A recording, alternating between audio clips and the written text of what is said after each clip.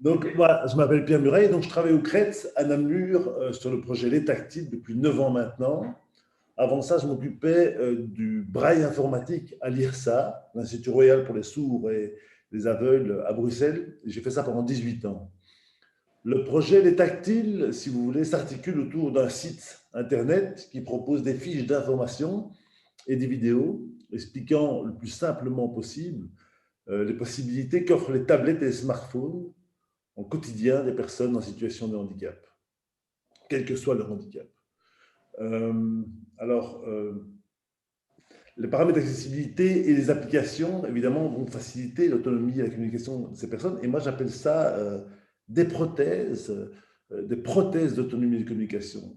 Au même titre, donc des smartphones et des tablettes. Hein. Au même titre qu'un bras en plastique est une prothèse pour une personne qui n'a pas de bras, eh ben, je sais que ça choque, mais j'utilise ce mot prothèse parce que vraiment, dans le cas de mon atelier, le non-voyant, ce smartphone, hein, alors, un smartphone, à la base, on peut voir un adolescent passer son après-midi sur Facebook avec le dernier iPhone cher à la mode, mais pour la personne en situation de handicap, ça va vraiment être une prolongation, au même titre que sa canne, que son chien, ça sera un outil, ça sera sa prothèse.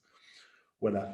Euh, donc, avec le projet tactile et donc ces fiches que je propose, j'organise ce qu'on appelle des tables rondes regroupant des personnes en situation de handicap passionnées par les nouvelles technologies. On appelle ça aussi des geeks. C'est vrai, des geeks handicapés, il y en a beaucoup, et je suis ravi, j'ai beaucoup de chance de les connaître. Et donc, on se réunit avec les diffusions visuelles tous les mois et demi. Ça a été un peu plus dur pendant la pandémie. Mais donc, ce qui se passe autour de cette table, c'est que, enfin, on arrive avec une thématique et, par exemple, l'accessibilité bancaire sur smartphone, les objets connectés, euh, la sauvegarde des données. Et donc, on a une thématique qu'on a préparée chacun chez soi. On se réunit autour de la table et on parle, on échange, on s'engueule. Il y a plein de bonnes choses qui se passent. Et le résultat de ça, ben, on en fait un rapport. Et moi, c'est ça, c'est ça que j'utilise. C'est la réalité concrète d'une personne handicapée dans son quotidien. Et donc, enfin, tout le monde utilise les résultats de ce rapport, mais moi, j'en fais des fiches que je place sur le site lestactiles.be, que je vous invite tous à aller découvrir, où on parle de ces applications et de ces paramétrages d'accessibilité. Donc, il n'y a pas très longtemps, enfin il y a 2 ans et demi, la Fondation Rabaudouin nous a missionné, M. Vincent Léon et moi-même, pour travailler sur un projet intitulé La prise de notes des étudiants déficients sensoriels, donc sourds et aveugles, malentendants, malvoyants, dans les écoles et les universités grâce à l'apport des nouvelles technologies. Alors, nous avons à cette occasion rencontré un grand nombre d'étudiants, un grand nombre d'universités aussi, de spécialistes en Belgique, mais aussi à l'étranger. Alors, on devait partir juste avant la pandémie en France et en Suisse, mais voilà, on a du tout annulé. Mais en juin passé, nous avons eu l'occasion d'aller au Québec et nous avons fait des belles rencontres. Donc, les Québécois connaissent bien le travail et l'étude à distance. Ce n'est pas un virus, mais la neige qui empêche régulièrement aux élèves de se rendre aux cours ou aux examens. Donc, les échanges étaient super avec eux parce que on ne savait pas que la pandémie allait arriver, mais ils ont déjà des solutions par rapport à ça. Hein, donc, les institutions ont mis en place de nombreux moyens pour permettre à chacun, à chaque étudiant, avec ses difficultés propres, de suivre ses cours et participer aux examens. Des caméras multiples dans les auditoires, hein, des aménagements du temps, beaucoup, et parfois même des locaux, des plateformes universitaires accessibles, et ça, chez nous, ce n'est pas encore toujours le cas, hein, ou même pour les écoles. C'est pas le cas, mais c'est difficile aussi de mettre ça en place. Donc, eux, ils y sont arrivés, échangent avec les professeurs, beaucoup. Hein, les professeurs sont fort impliqués. Euh, le déplacement, même parfois, des professeurs pour le passage d'examen à distance. Ça, c'est extra. Donc, le prof va chez le jeune pour lui faire passer son examen. Voilà, ça, c'est le chapeau. Donc, voilà. Donc, maintenant, avec la pandémie, nous découvrons cela tout d'un coup et nous avons été surpris, évidemment. et nous sommes mis à improviser, et donc c'est normal. Donc il y a beaucoup de manquements là, hein, je sais bien, et les jeunes étudiants qu'on a entendus tout à l'heure ben, euh, s'en plaignent, mais en même temps ils trouvent des pistes, mais on n'a pas su faire autrement qu'improviser, c'était pas prévu. Donc moi ce que j'ai noté ici, voilà. Donc, ce n'est pas simple d'être un élève déficient visuel en temps de pandémie. Les principales difficultés que j'ai notées suite à notre atelier, c'est la réticence des professeurs à aménager leurs cours. Donc ça, c'est une grande souffrance, c'est pas toujours évident. Le besoin permanent de devoir se justifier. Je suis handicapé, donc est-ce que vous... Ouais, voilà. C'est dur, c'est pas évident. Les profs qui ne préparent pas les examens ou les examens oraux. Souvent, les examens oraux sont donnés comme des examens écrits, donc n'ont pas été préparés, ça c'est dur. Heureusement, il y a des soutiens psychologiques, mais pourquoi? Pour faire face aux préjugés ressentis par les déficients visuels, avec qui on a parlé. Euh, et autre problème, la multiplicité des canaux de communication. Aujourd'hui, nous sommes sur Zoom. Zoom est très bien, mais c'est vrai que pour une personne déficiente visuelle, on lui dit un jour Zoom, un autre jour Teams, un autre jour un autre canal de communication.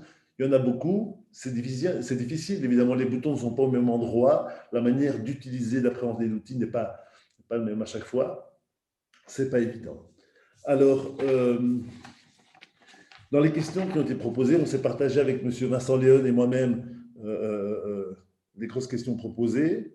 C'est vrai que j'en ai une ici qui était la proposition de comportement, enfin de comportement solidaire entre les étudiants. C'est vrai que ce que je disais, c'est que moi qui ne suis pas déficient visuel, quand je suis rentré en école supérieure, euh, j'ai eu peur. C'est quelque chose que de changer d'école et d'arriver dans une nouvelle école où on ne connaît personne. On ne sait pas trop, et lorsqu'on est déficient visuel en plus, ben, c'est bien plus dur. Donc il faut pouvoir donner la main et aider ces personnes lorsqu'elles arrivent. Alors il y a beaucoup de services d'aide aux étudiants, c'est sûr, mais il n'y en a pas partout, ils ne mettent pas tous en place les mêmes choses. Mais donc il y a de la souffrance, il y a de la difficulté, il faudrait pouvoir aider, surtout en temps de Covid, euh, à prendre ces élèves par la main et à vraiment tout mettre en place pour que ces jeunes puissent avoir une scolarité normale. C'est un devoir, les directions doivent pousser à ça et voilà, c'est vrai que c'est une difficulté. Une autre question que j'avais, c'est qu'est-ce qui faciliterait l'aménagement des examens? Alors, la gestion, donc voilà, ce qu'on en a retenu, c'est la gestion du temps. Bien sûr, ça c'est important. L'aménagement du temps, hein. Faciliter l'oral, de pouvoir pour le déficient visuel mettre plus l'oral en place parce que c'est très fatigant d'avoir 2 heures d'examen écrit. Même, alors parfois on aménage ça et on dit allez, toi tu es déficient visuel, on t'octroie 3 heures. Mais c'est épuisant. Si le jeune a un autre examen l'après-midi ou le lendemain, mais il faut qu'il puisse se remettre de ça. Ce n'est pas spécialement évident. Des horaires moins stricts aussi, de pouvoir aménager ça. Euh, de pouvoir enregistrer, effectivement, ça c'est bien, les cours enregistrés, comme disait Manon qui était avec nous, de pouvoir mettre en pause pour souffler un petit peu et puis de relancer plus tard, ben ça c'est beaucoup moins fatigant, évidemment. Alors, ce que je notais aussi, qui pour moi était le plus important, c'est de pouvoir rencontrer les professeurs. Rencontrer les professeurs et leur expliquer le problème. Je notais surtout les plus anciens, mais j'ai entendu que ce n'était peut-être pas toujours le cas, mais c'est vrai que beaucoup de professeurs sont réticents, hein, euh, que ce soit pour, enfin oui, voilà, réticents à mettre des choses en place pour ces élèves en situation de handicap, visuel comme pour sourds. Voilà, par exemple, le bruit qu'il peut y avoir dans une classe. Donc, évidemment, on doit pouvoir permettre aux déficients visuels de venir se mettre devant, d'aménager ça pour lui, de lui donner parfois les cours à l'avance ou par écrit. Il y a plein de choses en place. En tout cas, juste qu'il se rende compte que devant lui, il y ait une personne handicapée, des personnes handicapées. À la limite, ça serait super que sur son pupitre, quand il rentre en classe, il ait une petite feuille où il a le nombre de personnes handicapées avec leur handicap qui se trouve face à lui. Je pense que enfin, y a plein de choses à pouvoir mettre en place, mais il faut aller leur parler. Euh, Comme nous disait Manon aussi, c'est de pouvoir multiplier les années. Si je fais 3 ans d'études, ben de pouvoir les faire en 4 ans en allégeant les cours et tout, et en réfléchissant avec les professeurs, avec les directions, pour savoir comment pouvoir mettre ça en place, ben, c'est rassurant.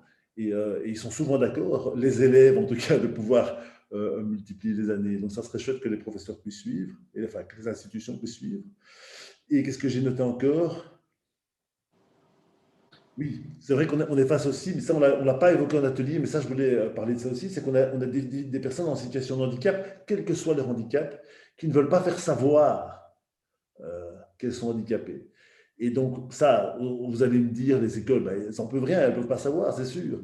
Mais on disait tout à l'heure que dès le départ, au secrétariat, si par rapport au document que l'élève a rentré avec son écriture ou quoi, on puisse mettre une note en disant, ah, cet élève-là, il faudra peut-être faire un petit peu attention, on sent qu'il y a quelque chose, de pouvoir parler avec lui, de pouvoir mettre des choses en place. Et ça, il y en a beaucoup d'élèves non déclarés et handicapés et qui ne le diront pas, mais qui auront besoin d'être quand même quelque part. Voilà, je passe la parole à mon collègue Vincent Léon. Merci Pierre. Donc pour me présenter brièvement, moi je m'appelle Vincent Léon et au CRET, je m'occupe spécifiquement de toutes les questions qui sont dédiées aux nouvelles technologies et à la déficience visuelle. Alors je vais vous parler en tant qu'expert au CRET, mais aussi en tant que personne malvoyante. Moi-même, je vois très peu.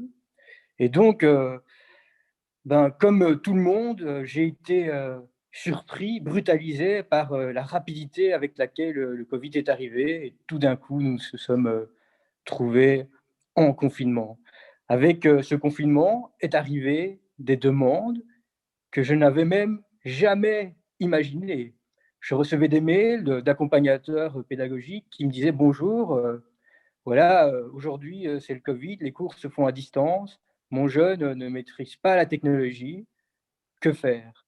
Comment faire? Il doit apprendre le clavier, la dactylographie. Que faire? Quelle solution est disponible? Moi, quand je travaille avec une personne déficiente visuelle, quand je lui apprends à utiliser l'ordinateur avec les fonctions d'accessibilité, cette personne se trouve en face de moi. Lorsqu'elle réalise une manipulation et que je vois que ça ne fonctionne pas, que j'ai un doute, ben, en temps normal, je peux facilement toucher ce qu'elle fait. La manipulation, elle est à côté de moi, le contact est relativement facile. Ici, dans ce cas-ci, ben, cette proximité, c'était fini. Et donc, j'ai dû faire preuve de créativité, d'encore plus de pédagogie pour arriver à un résultat, parce qu'en entendant, ben, les examens approchent et il faut trouver des solutions. Ça montre quoi? C'est qu'on a très bien dit dans nos ateliers, c'est que la maîtrise de la technologie et des paramétrages d'accessibilité est un prérequis indispensable pour l'étudiant qui, euh, qui commence, euh, qui commence des études supérieures. On a vu aussi que voilà, on n'a pas tous une culture technologique, que les enseignants, ben, ils sont déjà débordés par plein de choses. Ils doivent un peu ils ont dû un peu se mettre au fait de tout ça. Ils ont peu de temps pour ça. Ce n'est pas facile. Et donc, assez vite est arrivée la question du référent technologie au sein de l'institution.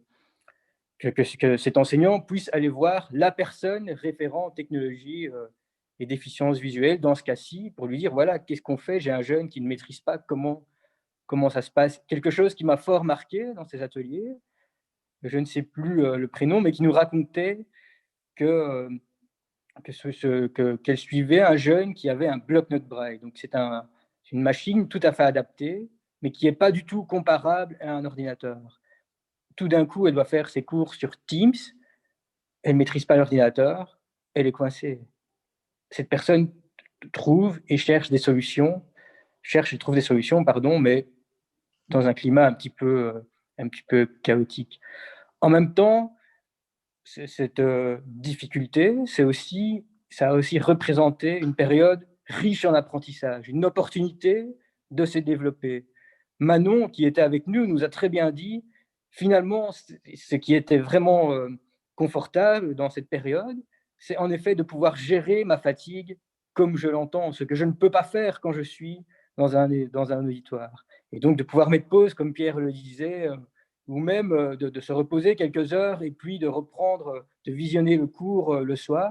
Ça, c'est quelque chose qui est infaisable lorsqu'il y a cours en présentiel. Elle nous disait d'ailleurs qu'elle espère que c'est le genre de dispositif qui va rester en place lorsque nous reviendrons à la normale, parce que c'est très pratique. En même temps, il n'y a pas de recette miracle pour gérer la fatigue visuelle. Il y a autant de façons de vivre les choses que ce qu'il y a de personnes déficientes visuelles.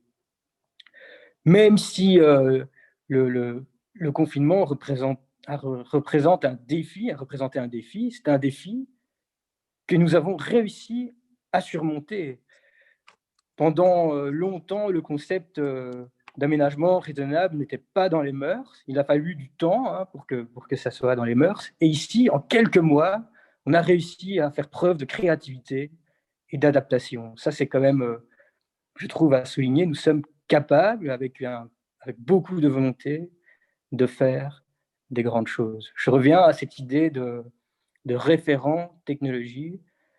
Tous ces échanges m'amènent à penser qu'aujourd'hui, il est vraiment temps, comme nous le faisons au CRET, c'est une pratique qui doit se généraliser, je trouve, de mettre la situation de handicap en tant qu'expert. C'est elle aussi qui détient les clés, qui peut expliquer quelle aide elle a besoin, comment faire pour l'aider dans ces difficultés. Finalement, Manon, tu as réussi à obtenir un diplôme en pleine période Covid, à réaliser un TFE en utilisant des outils voilà, que tu ne connaissais pas. Quelqu'un a souligné, on a appris à utiliser tous ces outils dans l'urgence, et pas facile de penser à l'accessibilité dans l'urgence. Tout d'un coup, on découvre un nouvel outil qui n'est pas compatible avec la synthèse vocale, et malgré tout, tu as réussi quand même à obtenir un diplôme d'ergothérapeute. Avec beaucoup de volonté, on peut y arriver. Et donc, chapeau à toi, parce que ce n'était pas facile. Mais donc, s'il faut retenir vraiment quelque chose, c'est l'importance de placer la personne en situation de handicap comme expert. Merci de nous avoir écoutés et merci pour ces échanges qui étaient très riches.